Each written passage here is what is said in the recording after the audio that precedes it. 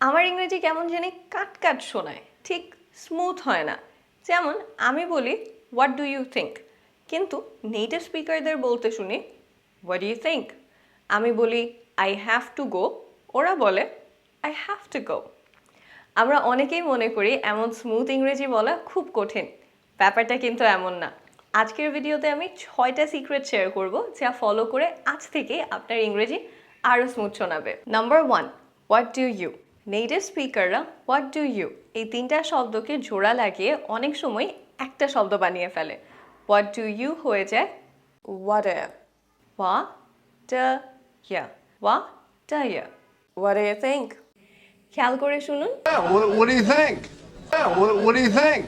ওরা কিন্তু ওয়াডায়া বলে না, ডাইয়ার আগুলা খুব ছোট করে বলে ডাইয়া। ঠিক আছে, এরপর ডিড ইউ। আমরা কি বলি ডিড ইউ, কিন্তু নেটিভ স্পিকাররা ক্যাজুয়ালি কথা বলার সময় প্রায় এটাকে বলে চ, এতটুকুই চ। Did you have a good holiday then? Did you have a good holiday then? You have a good holiday, তোমার ছুটি কি ভালো কেটেছে। দূরে যা, এমন করে যা বলবো না, মুখটা অল্প খুলবো চ। এমন একটা ভাব যে আপনার কথা বলার কোনো ইচ্ছা নেই চ। To have a good holiday। ওরা আরেকভাবে ডিড ইউ বলে, এটাও খুব কমন। ডিড ইউ হয়ে যায় did you, did you, did you have a good holiday. ইংরেজি মুভি দেখার সময় একটু খেয়াল করে শুনলেই দেখবেন এই সাউন্ডটা পেয়ে গেছেন।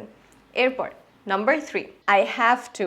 ইংরেজিতে এই কথাটা আমরা অনেক বলি, আই হ্যাভ টু, আমার করতে হবে। যেমন আমার এখন যেতে হবে, আই হ্যাভ টু গো।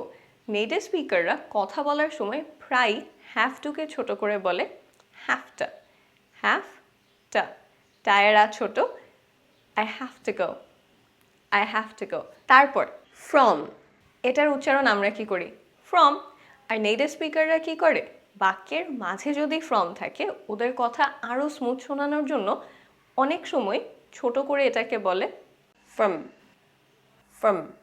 যেমন আমার বাড়ি চিটাগং, ওরা বলবে I am from Chittagong, I am from Chittagong. এরপর লেট মি, আমরা বলি লেট মি, যেমন লেট মি নো, আমাকে জানিও, কিন্তু নেটিভ স্পিকাররা অনেক সময় লেট মিকে শর্ট করে বলে লেমি, লেমি। এরপর অ্যান্ড, নেটিভ স্পিকাররা অ্যান্ডের শেষে যে ডি আছে সেটা প্রায় উচ্চারণ করে না, শুধু বলে অ্যান্ড।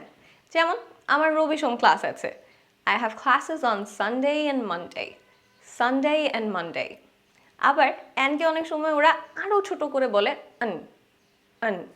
যেমন I woke up and I just woke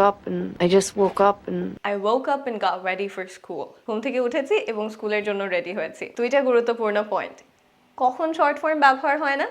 একটা হলো যখন ওই শব্দটা বাক্যের মধ্যে গুরুত্বপূর্ণ হয়। যেমন ধরেন কয়েকজন বন্ধু মিলে কথা বলছেন, আপনি নির্দিষ্ট করে একজন বন্ধুর মতামত জানতে চান, তুই কি মনে করিস, হোয়াট ডু ইউ থিঙ্ক। এরকম হলে ডু ইউকে ছোট করে ইয়া বলে না, তুই। এই যে শর্টকাটগুলো শিখলাম, এগুলো ব্যবহার না করলে যে ইংরেজি ভুল হবে ব্যাপারটা কিন্তু একেবারেই এমন না। What do you think, did you have a good holiday, এগুলো পারফেক্ট ইংলিশ। আমাদের ইংরেজি কথায় এগুলো প্রয়োগ করতে পারলে শর্টকাটগুলো ইংরেজিটা আরও ন্যাচারাল শোনাবে, এবং শর্টকাটগুলো জানলে খুব সহজে নেটিভ স্পিকারদের কথা বুঝতে পারবো।